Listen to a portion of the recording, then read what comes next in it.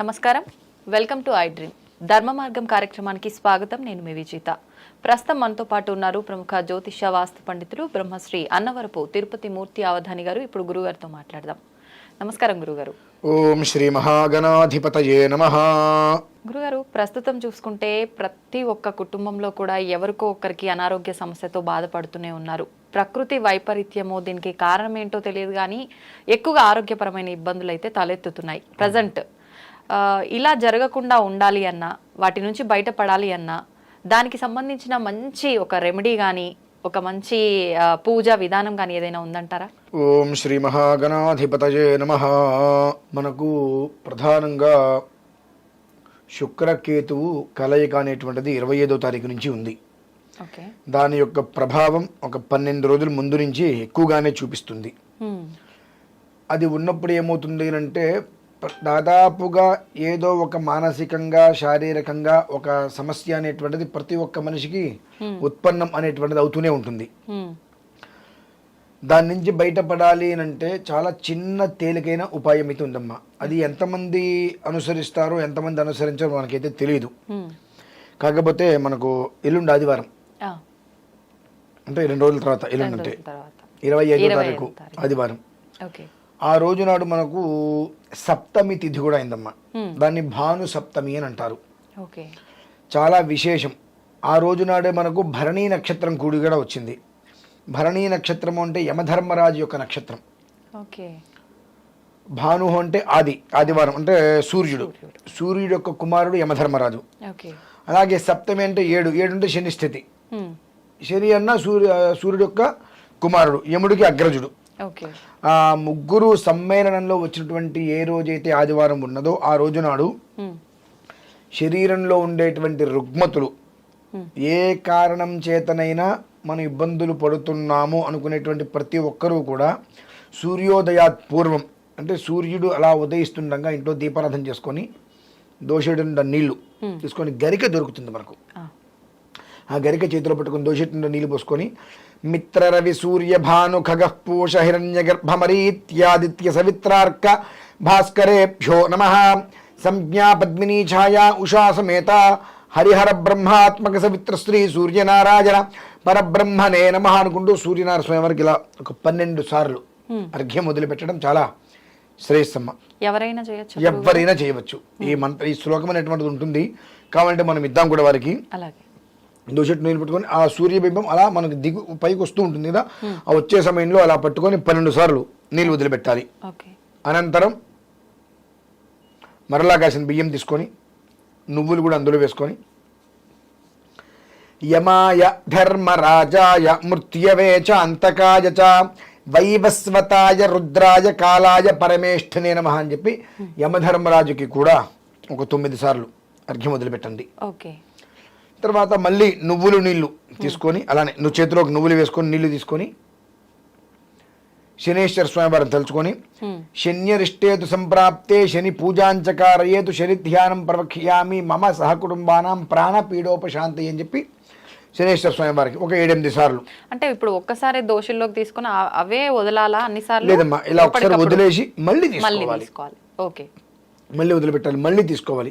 అలా గరికె మాత్రం ముగ్గురికి చేతిలో ఉండాల్సిందేనమ్మా. గరికె ముగ్గురికి చేతిలో ఉండాల్సిందే. అలా అర్ఘ్యం వదిలిపెట్టిన తర్వాత మనకు చాలా శ్రీకృష్ణ యజుర్వేదంలో చాలా గొప్పగా చెప్పబడిన మంత్రం అరుణం అంటారు. అరుణము అనేటువంటిది వెంటిలేటర్లో మనిషి ఉన్నాడు అని అంటే, ఇక డాక్టర్లు వెంటిలేటర్ తెస్తే చనిపోతాడు అన్నటువంటి మనిషి ఎవరైతే ఉంటారో ఆ మనిషికి మళ్ళీ పునర్జీవం రావాలి అనే ఒక ఉద్దేశ్యంతో సంకల్పం చేసి ఆ అరుణాన్ని కనుక పారాయణ చేసినట్లయితే మళ్ళీ ఆ మనిషి హాస్పిటల్ నుంచి ఇంటికి వస్తాడమ్మా. అంతటి గొప్పది. ఆ అరుణాన్ని ఒక్కసారి కనీసం వినాలి. 1 గంటన్నర సమయం పడుతుంది అది పూర్తిగా వింటే. అది ఎంత గొప్పది అని అంటే, ఒక మనిషికి యాక్సిడెంట్ అయ్యి అంటే రైల్లోంచి కింద పడిపోయారు తెల్లవారుజామున సమయంలో. ఆ పొలాల్లో పడిపోతే కింద పడిన 3-3.5 గంటల వరకు ఎవరు చూడరా. ఆ తర్వాత ఆ మనిషిని చూశారు, కోన ప్రాణాలు అలానే ఉన్నాడు. హాస్పిటల్కి తీసుకెళ్తే ఏదో ప్రయత్నాలు చేస్తున్నారు. ఇదే అరుణ పారాయణ చేశారు, ఆ పిల్లవాడు బ్రతికి బయటకు అంటాడు. రియల్ గా. ఇది మనకు సూర్యాపేటకు సమీపంలో ఉంది. తర్వాత ఇంకొక ఆయన ఉమ్.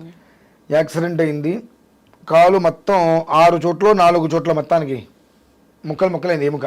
Okay okay. ఈ కాలులో సుమారుగా 4 ప్లేట్లు పడ్డాయి, దానికి రాట్లేదు అంటారు చూసారా, అవునవును. పడ్డాయి. ఉమ్. డాక్టర్లు ఈ జన్మలో నువ్వు కుంటుతూ తప్ప నార్మల్గా నడవలేమో అని అన్నారు. ఉమ్. ఇదే అరుణం చేయటం వలన ఉమ్. ఖచ్చితంగా 6 నెలల్లో ఆయన ఆ కాలు మీద నిలబడి మళ్ళీ సూర్య నమస్కారాలు చేశాడు. ఉమ్. ఉమ్. అంత గొప్పది. మనం నమ్మి ఆచరిస్తే ఉమ్. ఫలితం. ప్రపంచంలో ఉమ్. మన ప్రపంచం మొత్తానికి కూడా మనకు ఉన్నటువంటి సనాతన ధర్మంలో ఉన్నటువంటి వేద మంత్రాలు ప్రపంచంలోకి ఎక్కడ ఎవరి దగ్గర లేవు. ఉమ్. ఏ వైద్య శాస్త్రంలో కూడా లేదు, ఓకే. ఏ వైద్య శాస్త్రంలో కూడా లేవు. లేదు. అంత గొప్పది.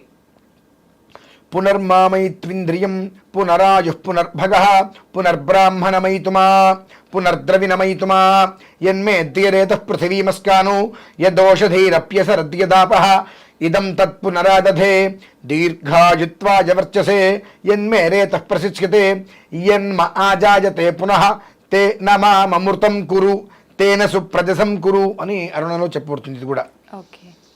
శరీరంలో ఉమ్. కొంతమందికి నడక పడిపోతూ ఉంటుంది, ఉమ్.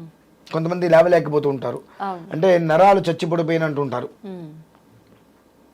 వాళ్ళకి ఈ మంత్రానికి ఇంకొక 2 మంత్రాలు ఉన్నాయి. ఓకే. వాటిని సంపుడు చేసి పారాయణ చేసి ఆ వచ్చేటువంటి ఉదకంతో వాళ్ళకి రోజు కనుక ఒక 10 నిమిషాలు ఇలా మస్తు. అని ఆ నీళ్లు లోపలికి ఇంకిపోయేటట్టుగా కనుక అన్నట్లయితే నాకు తెలిసి 120 రోజులు హైయెస్ట్ మళ్ళీ నిలబడతారమ్మ మనిషి. ఉమ్. అంతటి గొప్ప శక్తివంతమైన మంత్రాలు అనేటువంటివి మన ప్రపంచం మొత్తంలో కూడా మన భారతదేశంలో చరిత్రలలో నిలిచిపోయినటువంటి గొప్ప గొప్ప మహామంత్రాలన్నీ కూడా మన సనాతన ధర్మంలోనే చెప్పబడి ఉన్నాయి. ఓకే. అటువంటి గొప్ప మంత్రం అరుణం. హా. ఆ అరుణం అనేటువంటిది పారాయణ ఒక గంటన్నర సమయం వినటం, ఉమ్. వినదా ఇక మీరు ఏ పనులైనా చేసుకోవడం, అది అత్యంత శ్రేయదాయకమమ్మ. ఉమ్. లేదంటే నేను 10 రోజులు రోజు వింటాను అన్నట్లయితే ఉమ్. క్యాన్సర్తో సహా తగ్గిపోతుందమ్మా. ఈ అరుణం అనేటువంటిది రోజు వింటూ అరుణం అయిపోయిన తర్వాత ఆ తీర్థం తీసుకుంటే ఉమ్. క్యాన్సర్ వ్యాధి కూడా నయమవుతుంది. ఇంత పూర్వము మనకు ఆడవాళ్ళు ప్రసవ వేదంతో ఉన్నప్పుడు అందులో ఒక మంత్రం ఉంటుంది. ఉమ్. ఆ మంత్రం మొదటి నుంచి చివరి వరకు గట్టిగా చెప్తారు. ఆ మంత్రం వచ్చేటికి అందరూ ఒకసారిగా సైలెంట్ అయిపోతారు. 1-1.5 నిమిషం వస్తుంది. ఓకే. లోపల బయటికి వినిపించకుండా ఆ మంత్రం అనేటువంటిది గర్భిణీ స్త్రీ దగ్గర కనుక మనం పఠించినట్లయితే డెలివరీ అయిపోతుంది మాటని. అది పూర్వకాలంలో మంత్రసానితనం అన్నీ చేస్తుండేవారు ఇళ్లలోనే. అవునండి. ఈ ఆ మంత్రం ఏదైతే ఉంటుందో దాన్ని పారాయణ చేసి ఆ తీర్థం ఇచ్చేవారు. అందుకని అందరికీ కూడా ఖచ్చితంగా నార్మల్గా ఫ్రీ డెలివరీలు అయిపోయేవి, ఇబ్బందులు లేకుండా ఉండేవాళ్ళు. ఇవాళ ఆ మాట చెప్పిన వినరు. ఎందువల్ల అంటే హాస్పిటల్లో మీరు రాకూడదు, మీరు చేయకూడదు, మీరు చెందకూడదు, బుట్టు పెట్టకూడదు, ఇచ్చేయకూడదు అంటూ ఉంటారు, భయం. కానీ పూర్వం నుంచి మరి కొన్ని లక్షల మందికి పూర్వంలో ప్రసవం చాలా ఫ్రీగా అయినాయి కదండి. ఇప్పుడు ఎందుకు కావట్లా? అప్పట్లో ఇన్ని హాస్పిటల్స్ కానీ ఏమీ లేవు. కేవలం సనాతన ధర్మం మీద మంత్రాల మీద మాత్రమే ఉన్నారు. మరి చక్కగా మంచి మంచి డెలివరీ అయినాయి. పుట్టిన ఏ ఒక్కడు కూడా బాక్స్లో ఉండటాలు ఎక్కడా లేవు కదండి. ఇప్పుడు కదా ఇంక్యుబేటర్ అని, ఆ బ్యాటర్ అని, ఈ బ్యాటర్ అని బాక్స్లో పెట్టాలి అని, ఫీడింగ్ కోసం పైపు లోపల పెట్టాలని నానా రకాలు చేస్తున్నారు. ఇంతకుముందు ఏమైనా ఉన్నాయా? ఎందువల్ల అంటే అప్పుడు దైవాన్ని నమ్మేవారు, భక్తిగా ఉండేవారు. ఇప్పుడు దేవుడు లేడు, మొత్తం ఇన్స్ట్రుమెంట్స్ ఏదో అంటారు కదా, ఇవే ఉన్నాయి మొత్తం అంతా, మెడిసిన్స్ తప్ప ఏమీ లేదు. దేవుడు అనేది అంబక్కు అనేది అంటున్నారు కదా, కాబట్టి అందరూ ఇట్లా తయారవుతున్నారు. దాని నుంచి ఎలా అయినా మళ్ళీ బయటపడాలి, జనాలకు అర్థం కావాలన్న ఒక ఉద్దేశం మాది. కనుక ఆదివారం నుంచి మొదలుపెట్టి మేము ఒక 10-11 రోజులు 12 రోజులు మేము వింటాము అన్నట్లయితే ఆశ్చర్యపోయే విధంగా వాళ్ళు ఆ ఫలితాలు చూస్తారమ్మా శరీరానికి సంబంధించి. అంత గొప్పదైతే రేపు ఆదివారం రోజు నాడు, భానుసప్తమి రోజు నాడు ఉన్నది. ప్రతి మనిషి తన జీవితంలో ఎదుర్కొంటున్నటువంటి అనారోగ్య సమస్యలకి చెక్కు పెట్టాలనుకున్నట్లయితే కనీసం ఒక 12 రోజుల పాటు ప్రతిరోజు ఈ పని చేస్తూ కనుక విన్నట్లయితే మొదటి రోజుకి 12 రోజుకి తేడా వాళ్ళే చూస్తారు ఖచ్చితంగా. ఆ తర్వాత మనం వాళ్ళు ఆపరండి, నాకు చాలా ప్రశాంతంగా ఉంది, నేను బ్రతికుండగా హాస్పిటల్ అడుగు పెట్టక్కర్లేదని వాళ్ళకి అర్థమవుతుంది, చేసుకుంటారు కాబట్టి. ఓకే, నిజంగా ఆరోగ్య సమస్యలతో ఇబ్బంది పడే వాళ్ళకి మంచి ఉపశమనం కలిగించే విషయాలు తెలియజేశారు గురుగారు. ధన్యవాదాలు.